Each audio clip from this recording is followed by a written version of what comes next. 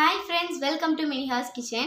So, இன்னைக்கு நம்ம வீடியோல என்னோட செகண்ட் ரிவிஷன் எக்ஸாம்ஸோட எக்ஸ்பீரியன்ஸ் எப்படி இருந்தது, கொஸ்டின் பேப்பர்ஸ் தான் இன்னைக்கு நான் இந்த வீடியோவில் வந்து ஷேர் பண்ண போகிறேன். ஸோ இந்த வீடியோ வந்து ஸ்கிப் பண்ணாமல் ஃபுல்லாக பாருங்கள். அண்ட் இந்த வீடியோக்குள்ள என்ட்ரி ஆகிறதுக்கு முன்னாடி இப்போ தான் நம்ம சேனல் நீங்கள் ஃபர்ஸ்ட் டைம் பார்க்குறீங்கன்னா மறக்காம நம்ம சேனலை சப்ஸ்கிரைப் பண்ணிக்கோங்க. கூட பெல் ஐக்கான் இருக்கும், அதையும் ப்ரெஸ் பண்ணிக்கோங்க. லைக் பண்ணுங்கள், ஷேர் பண்ணுங்கள் அண்ட் நிறைய கமெண்ட் பண்ணுங்கள். இப்போ நம்ம வீடியோக்குள்ளே போகலாம். ஸோ நிறைய பேர் வந்து நீங்கள் ரொம்ப ஹார்ட் ஒர்க் போட்டு ப்ரிப்பேர் ஆகிட்டு போயிருந்தீங்க, உங்களோட எக்ஸாம்ஸ் எப்படி இருந்தது அப்படின்னு சொல்லி கேட்டிருந்தீங்க. அண்ட் அதே மாதிரி நிறைய பேர் உங்களோட மார்க்ஸையும் கீழே வந்து கமெண்ட் செக்ஷனில் சொல்லியிருந்தீங்க. எல்லாத்தையுமே பார்த்து நான் ரொம்ப மோட்டிவேட் ஆனேன். அதே மாதிரி நீங்கள் எல்லாருமே சூப்பராக பண்ணிகிட்ருக்கீங்க. மார்க் குறைஞ்சாலும் தயவு செஞ்சு ஃபீல் பண்ணாதீங்க. இன்னும் நமக்கு டைம் இருக்குது, 30 டேஸ்க்கு டைம் இருக்குது. நம்ம நல்லா ஹார்ட் ஒர்க் போட்டு நம்மளோட ஃபுல்லாக நம்ம மார்க் வந்து இன்க்ரீஸ் பண்ணிக்கலாம். அண்ட் உங்கள் எல்லாத்துக்குமே ஆல் த பெஸ்ட் நான் வந்து சொல்லிக்கிறேன். ஸோ இப்போ வந்து நான் என்னோடய கொஸ்டின் பேப்பர்ஸ் வந்து நான் சைடில் வந்து போடுறேன். ஸோ தமிழ் பேப்பர் வந்து ஃபஸ்ட் சொல்கிறேன்.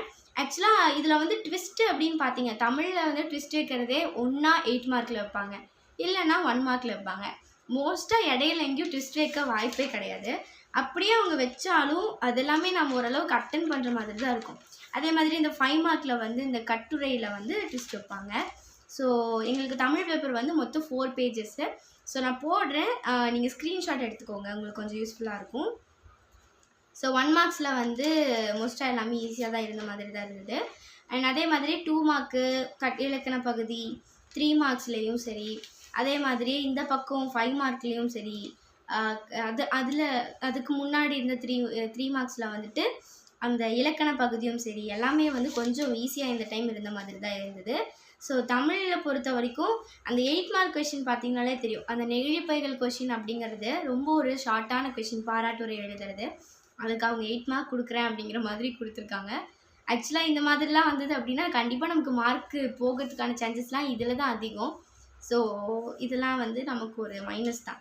அதே மாதிரி திடீர்னு ஒரு கட்டுரை கொடுத்துருவாங்க, இந்த மாதிரி சாலை விதிகள் எனும் தலைப்பில் வந்து கட்டுரை எழுதணும் அப்படி சொல்லிட்டு. ஸோ அதுக்கு கீழே இருந்த கொஷின்ஸ் தான் நான் அட்டன் பண்ணேன். சான்றோர் வழித்த தமிழ் ரொம்ப அழகாக படிச்சுட்டு போயிருந்தாரு. ஸோ எனக்கு விருப்பமான கொஷினும் கூட, அதனால் நான் அதை அட்டன் பண்ணேன்.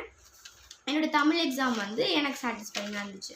அடுத்து வந்து இங்கிலீஷ் நீங்களே 1 மார்க் பார்த்தீங்கனாலே தெரியும். போன டைம் வந்து எந்தளவுக்கு அவங்க ஈஸியாக கேட்டிருந்தாங்களோ இந்த டைம் வந்து அப்படியே ஆப்போசிட். அண்ட் இதில் வந்து நான் ஆல்ரெடி மேக்ஸ் டிவிஷன்லேயே சொல்லியிருப்பேன், நான் 6 ஃப்ளூட் அடித்தேன், அது ஒன்று தான் கரெக்டு. அது மட்டும்தான் எனக்கு கான்ஃபிடெண்ட்டாக தெரியும். மற்றபடி எல்லாமே இங்கங்கே போயிருக்குன்னு தான் நிறைய மிஸ்டேக் பண்ணியிருந்தேன். ஆக்சுவலாக நான் 1 மார்க் எல்லாமே கான்ஃபிடெண்ட்டாக படிச்சுட்டு போயிருந்தேன். எனக்கு கொஷின் பேப்பர் வந்தது நான் 1 மார்க் தான் பார்த்தேன் பாருங்களேன். எனக்கு அப்படியே வந்து ஒச்சோ அப்படின்ற மாதிரி ஆயிடுச்சு. அந்த 1/4 மணி நேரம் நமக்கு படிக்க டைம் கொடுக்குறாங்க இல்லையா, அதில் படிக்கும்போது எனக்கே கான்ஃபிடென்ட் லெவல் டவுன் ஆகிடுச்சு. என்னடா 1 மார்க்லேயே இப்படி ஆகிடுச்சு அப்படின்ற மாதிரி எனக்கு அதுலேயே பாதி போயிடுச்சு. அண்ட் மற்ற இடம் எல்லாமே நான் நல்லா தான் அட்டென்ட் பண்ணியிருந்தேன். 2 மார்க்ஸ்லேயும் சரி. அண்ட் கிராமர் பார்ட்டில் வந்து ஐ திங்க் இன்டைரக்ட் ஸ்பீச் வந்து கொஞ்சம் மிஸ்டேக் ஆகிடுச்சு. டென்ஸ் சேஞ்ச் பண்ணுறதுல எனக்கு கொஞ்சம் மிஸ்டேக் ஆகிடுச்சு. அண்ட் ரீஅரேஞ்ச் த வேர்ட்ஸ் தான் எப்போவுமே அட்டென்ட் பண்ணுவேன், அது வந்து ஓகே ஆகிருந்தது. அடுத்து வந்து பார்த்திங்கன்னா பேராகிராஃப்ஸ்லாம் போம் ஆகட்டும் இல்லை என்னோடய ப்ரோஸ் ஆகட்டும் எல்லாத்துலேயுமே நான் நீட்டாக அட்டென்ட் பண்ணியிருந்தேன். அதுக்கப்புறம் எல்லாமே ஈஸி தான். அப்புறம் மெமரி அட்டர், அடுத்து வந்து சப்ளிமெண்ட்ரி. ஆக்சுவலாக என்னோடய மோட்டிவ் என்ன அப்படின்னா, இந்த வர எல்லா எக்ஸாம்ஸ்லையும் நம்ம அட்டென்ட் பண்ணாத கொஷின்ஸாக அட்டென்ட் பண்ணி ப்ராக்டிஸ் பண்ணணும் அப்படிங்கிறது தான். நான் ஆல்ரெடி இதில் வந்து கேட்டிருந்தது எங்களுக்கு 2nd யூனிட்டும் 3rd யூனிட்டும் தான் கேட்டிருந்தாங்க.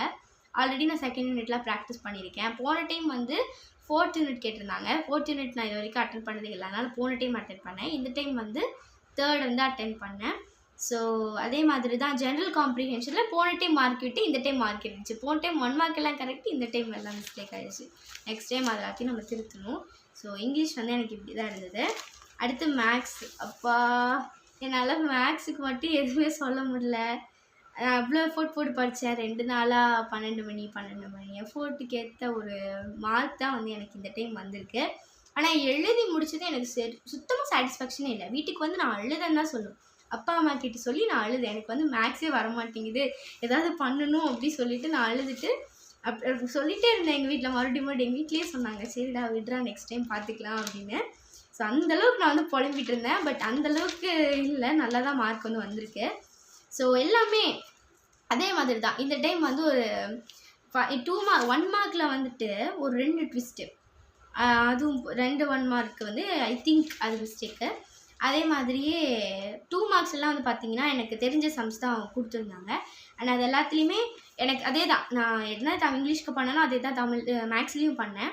எனக்கு தெரிஞ்ச சம்மெல்லாம் விட்டுட்டு கொஞ்சம் தெரியாத சம்மெல்லாம் புதுசா ட்ரை பண்ணி போட்டிருந்தேன். மார்க் போனாலும் பரவாயில்ல நம்ம அட்டெண்ட் பண்ணுறோம் அப்படி சொல்லிட்டு பண்ணியிருந்தேன்.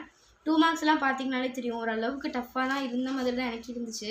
அண்ட் அதே மாதிரியே கம்பல்சரி கொஸ்டின் அதே மாதிரி தான். நான் வந்து கரெக்டாக பார்த்துட்டு போல இருந்தாலும் அது கேட்டிருந்தான். ஸோ அதை அட்டன் பண்ணேன் நான்.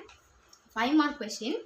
ஸோ 5 மார்க்லலாம் வந்து பார்த்திங்கன்னா எனக்கு எல்லாமே கொஞ்சம் வந்து திங்க் அண்ட் ஆன்சர் அப்படிங்கிற மாதிரி தான் இருந்தது. ஸோ எல்லாமே புக்கில் இருக்க சம்ஸ் தான். எதுவுமே அவங்க ஓனாலாம் கேட்கல. அதை பொறுத்த வரைக்கும் எனக்கு ஒரு 5 மார்க்ஸில் ஹாப்பியாக தான் இருந்துச்சு. பட் 2 மார்க்கில் தான் நானே சொதப்பேன் அப்படின்னு ஃபீல் ஆச்சு. பட் நான் சொதப்பினதே 5 மார்க்கில் தான். கான்ஃபிடென்ட்டாக போனேன். பட் அதுவுமே ஒரு மாதிரி டல் ஆயிடுச்சு. அப்புறம் என்ன ஜாமெட்ரி கிராஃப் எல்லாமே ரொம்ப ஈஸியாக கேட்டிருந்தாங்க. ஸோ மேக்ஸ் எக்ஸாம் பொறுத்த வரைக்கும் எனக்கு எழுதும்போது சாட்டிஸ்ஃபேக்ஷன் இல்லை. பட் இப்போ வந்து எனக்கு ஓகேவாக தான் இருக்குது. என்னோடய மார்க்ஸ்லாம் என்ன அப்படிங்கிறது நான் நெக்ஸ்ட் வீடியோவில் நான் சொல்கிறேன். அடுத்து வந்து பார்த்திங்கன்னா என்னோடய சயின்ஸ் கொஷின் பேப்பர். ஸோ சயின்ஸில் வந்து இந்த டைம் நான் சென்டம் வாங்கியிருக்கணும். பட் வந்து ஒரு சில விஷயங்களை நான் வந்து சரி வேண்டாம் அப்படி சொல்லிட்டு இந்த IUPAC நேம்ஸ்லாம் நான் வந்து பார்க்காம தான் போயிருந்தேன். பிகாஸ் அது ரொம்ப ஒரு பிக் பார்ட்டுன்னு தான் சொல்லணும். அதனால் எனக்கு அந்த ஷார்ட் டைமில் வந்து எனக்கு அது பார்க்கவும் அதுக்கு ஏன்னா சயின்ஸ்க்கு வந்து எனக்கு 1 டே தான் ரிவிஷனுக்கு டைமே இருந்துச்சு. ஸோ நான் அதில் 23 சாப்டர்ஸ் ரிவிஷன் பண்ணுறதுக்கே எனக்கு டைம் சரியாக போச்சு. அதனால் நான் மோஸ்ட்டாக இந்த ப்ராப்ளம்ஸுக்கும் எனக்கு கான்சன்ட்ரேட் பண்ணல. அதனால் அதுலேயும் அதே மாதிரியே அந்த IUPAC நேம்ஸ் கேட்டிருந்தாங்க. அதுலேயும் மிஸ்டேக் ஆகிடுச்சு. 1 மார்க் எல்லாமே இந்த டைம் ஈஸியாக தான் கேட்டிருந்தாங்க. அண்ட் ஜஸ்ட்டு மிஸ்ஸில் தப்பிச்சேன்னு தான் சொல்லணும். அதுக்கப்புறம் பார்ட் 2 மார்க்ஸில் எல்லாமே நான் அட்டென்ட் பண்ணாத கொஷின்ஸ் தான் மோஸ்ட்டாக அட்டென்ட் பண்ணியிருந்தேன். அதே மாதிரியே தான் பார்ட் 3லையும் அதில் தான் பார்ட் 3ல 4 மார்க்ஸ் கேட்பாங்கள்ல, அதில் வந்து IUPAC நேம்ஸில் வந்து எனக்கு போயிடுச்சு.